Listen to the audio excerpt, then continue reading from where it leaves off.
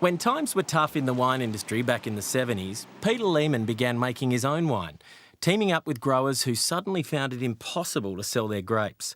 It saved their livelihoods and commenced one of the most successful labels in the Barossa. Today, Peter's son Phil is putting his mark on the family wines. This is your flagship wine, Stonewell Shiraz, isn't it? Yeah, it certainly is. It's the embodiment of everything we try and do. We try and capture the best flavours in the Barossa, very best fruit, and it's, I suppose, by definition, it's our most, most flavoursome, robust, most long-living Shiraz that we make.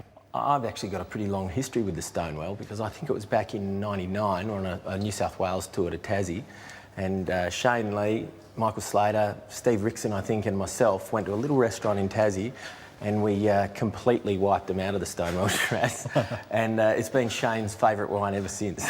We've been guilty of many. Yeah, I might just sort of take this with me, I think. I'll leave this down here for later.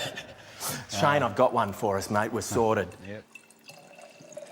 Well, Phil knows he doesn't have to do any more convincing on that one, but from deep red to something a little brighter, the lightly spritzed Princess Moscato.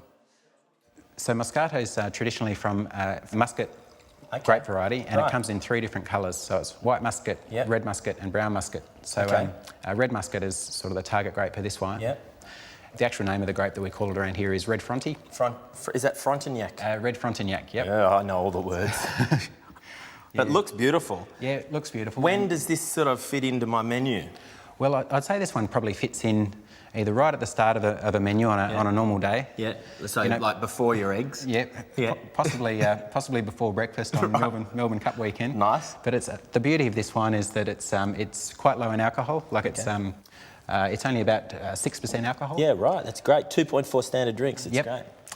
So we're sort of, it caters for people worried about drink driving and that sort of thing. Yeah, great. But also it's naturally sweet because the way that it's made is the fermentation stopped halfway through. Okay. So when the yeast is turning the sugar into alcohol. That's what you guys always talk about with residual sugar. Yeah, that's right. So if they stop the fermentation and not all the sugar's converted into alcohol, residual sugar. Yep, you've got less alcohol and you've got more sugar. I'm on fire. One of the other new varieties to come out of Lehmann's is their Barossa Tempranillo. Sort of the areas of Spain where it's grown and does very well is very similar to the areas in the Barossa where we're trying to grow it. Well, it's got a beautiful colour. Yeah. It's a lovely colour. I think to be successful with any sort of Aussie wine, particularly from this region, it's got to have a lot of colour.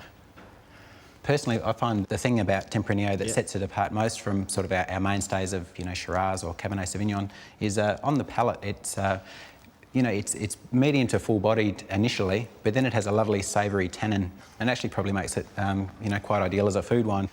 Well, look, guys, I think what I can say to you is that if you manage to find any Stonewell on the shelves that I haven't got a hold of, have a try of that. But the next morning, Moscato is definitely where you want to be. And with a pizza, perhaps? Oh, absolutely, with a pizza. Tempranillo. Can't go I've pretty much sorted your next date out.